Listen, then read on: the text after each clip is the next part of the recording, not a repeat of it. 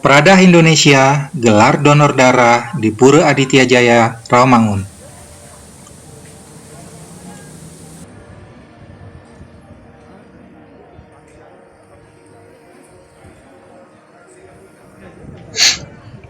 Bertepatan dengan hari ulang tahun Pradah Indonesia yang ke-38 pada tanggal 11 Maret 1984 dan Puja Wali Hari Raya Saraswati di Pura Aditya Jaya, Rawamangun, Ketua DPP Pradah DKI Jakarta, Made Brian Pasek Mahararta atau Ibeng, menyelenggarakan syukuran dan bakti sosial donor darah bersama Palang Merah Indonesia.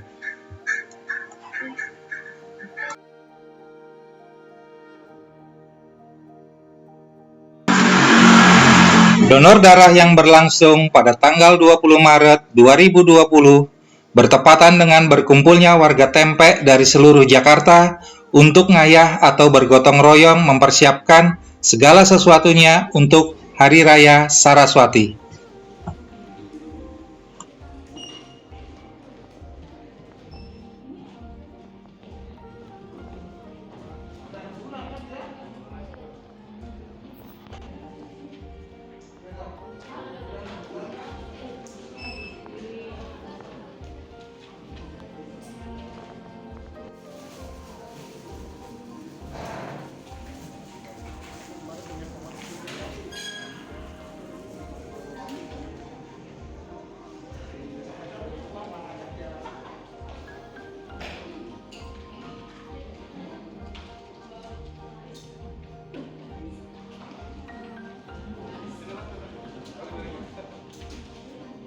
Kembali lagi dengan Sandi Wiratama dari mediadpr.com.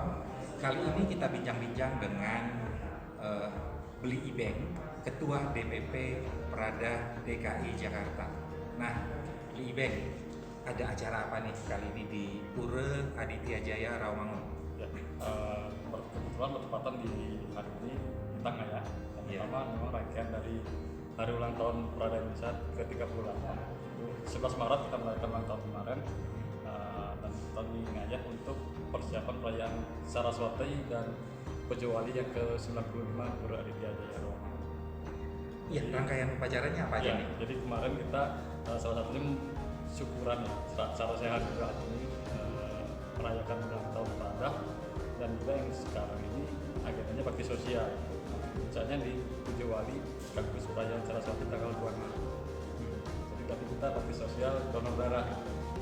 Nah, dari acara donor darah ini animo dari masyarakat terutama Krama Bali di Pura Aditya Jaya Jakarta gimana nih?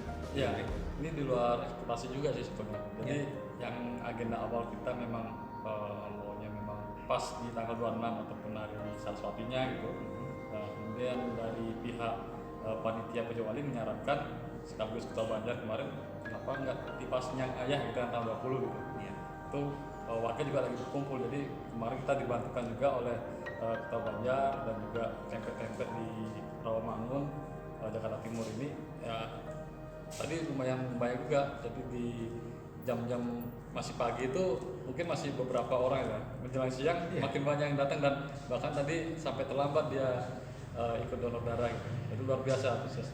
Ya. Dukungan dari PMI-nya gimana?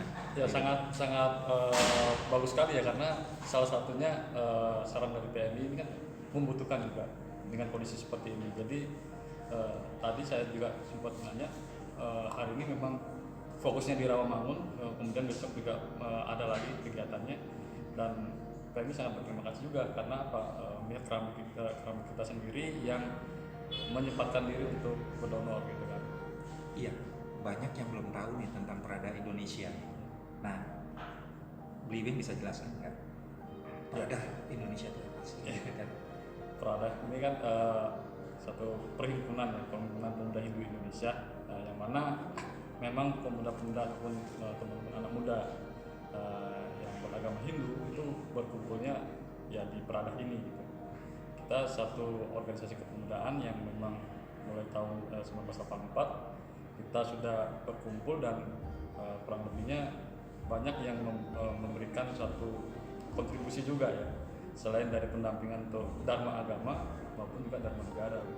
Jadi kumpulannya anak muda. Nah, di DKI Jakarta sendiri kita berharap dengan bonus demografi ini, kemarin kita juga sempat ngobrol, kita ingin mensensus gitu, sensus pemuda Hindu dengan indikator peminatan, berapa jumlah peminat yang ke politik gitu kan, ataupun ekonomi, budaya, dan juga bisa jadi itu menjadi salah satu alternatif kita yang nanti kita minta supaya bisa sinergi dengan pemerintah juga untuk menaungi teman-teman ini supaya diberikan suatu program-program juga.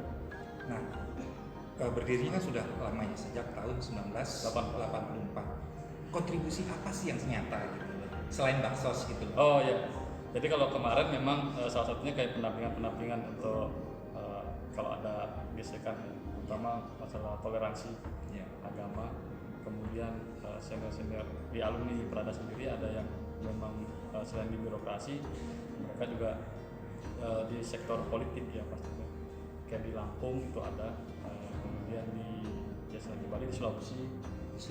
Ya, jadi itu yang memberikan selain warna dari entitas umat Hindu gitu, buat umat kita semua gitu, tapi itu juga memberikan dalam hal eksistensi bukan saja Hindunya gitu, tapi menunjukkan Hindu Indonesia ini bukan hanya di Bali gitu, tapi memang ada di Sulawesi, Lampung, Kalimantan juga kemarin gitu.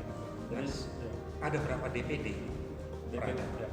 Kalau jumlah DPD ada 32 per provinsi. Jadi yang terakhir kemarin di Sumatera Barat, yang belum memang di Aceh sama di daerah atau nggak salah Papua atau nggak salah, sama 137 tingkat kabupaten kota. Jadi udah 50% lebih untuk organisasinya ya. Nah ini yang lagi kita teman-teman harapkan supaya bisa muncul generasi-generasi juga yang bisa menunjukkan eksistensi.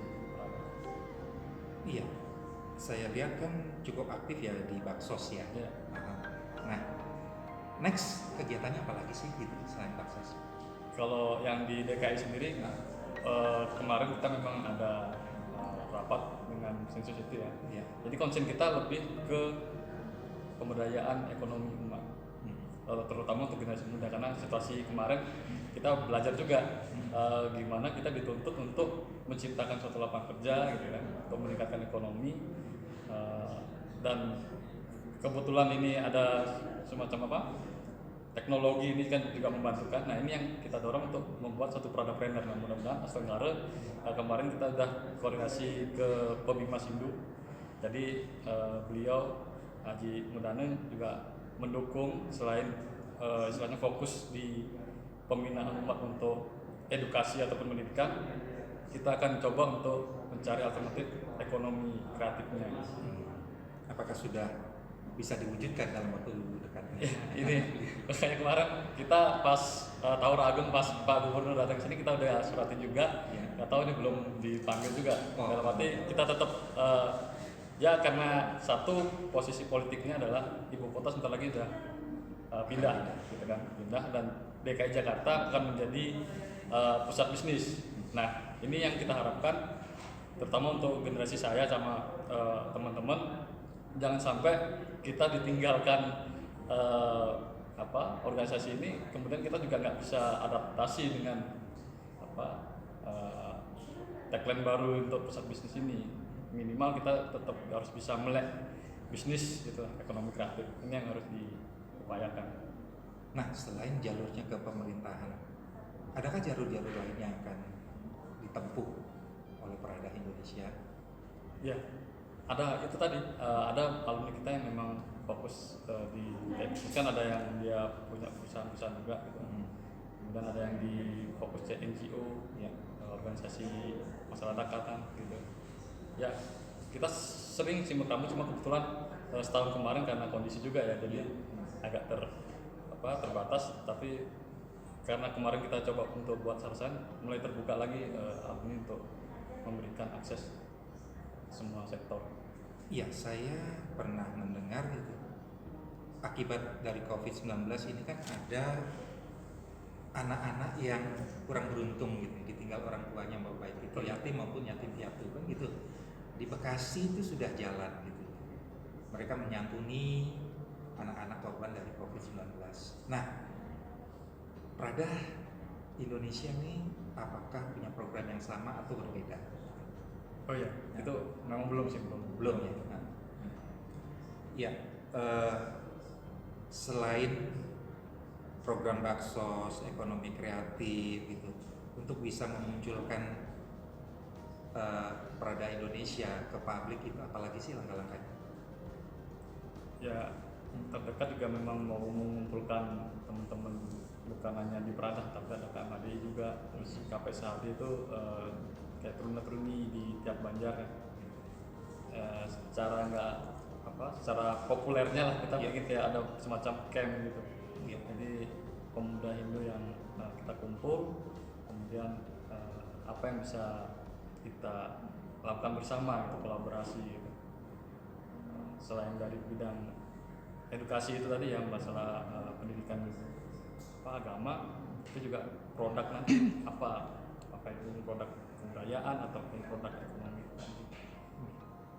Untuk jalur-jalur politik gitu ya, itu kan kita tidak lepas dari politik, perpolitikan gitu. Nah, Prada Indonesia itu akan seperti apa sih nantinya dalam kancah politik nasionalnya itu? Ya, ini salah satunya karena kita punya visi juga serada bakti kita untuk dharma agama dan dharma negara, otomatis kita akan menghibahkan bahasanya berkontribusi untuk ya sebaik-baiknya kita sebagai warga negara, otomatis untuk turut membangun pembangunan daerah. Itu yang pertama. Terus yang kedua, otomatis karena kita juga bisa tapi memberikan pemahaman ke masyarakat, terutama dalam hal toleransi beragama. Ini Prada kemarin sudah mulai tahun kemarin, kebetulan Dirjen Bimas juga mendukung untuk kita sosialisasi moderasi beragama dengan pemuda-pemuda lintas iman. Itu yang menjadi identitas dari Prada sendiri. Nah, dari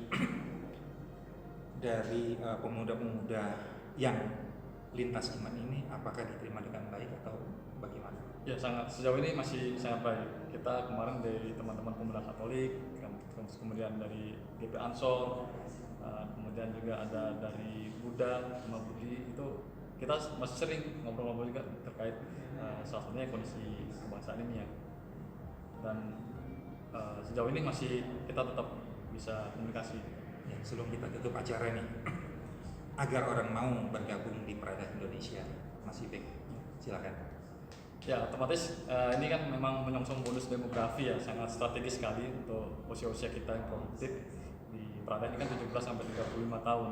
Itu artinya kita benar-benar bisa punya kesempatan untuk memberikan ataupun membuat sesuatu yang salah satunya saya sering bilang ini adalah estafet kita untuk menuju Indonesia 2028. Kenapa saya bilang itu? Karena tonggak pertama Republik Indonesia di Kongres Pemuda itulah yang menjadi spirit.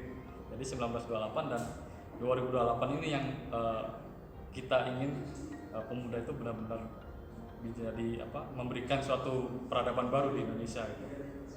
Jadi 2008 ya tinggal hitung lagi, tinggal berapa tahun, 6 tahun 6 tahun lagi ya. Iya. Semoga dari Prada Indonesia akan ada generasi cemerlang. Iya. Gitu. Dan di Prada inilah kita diberikan kesempatan. Iya. Mediadpr.com melaporkan dari Pura Aditya Jaya Rawamangun.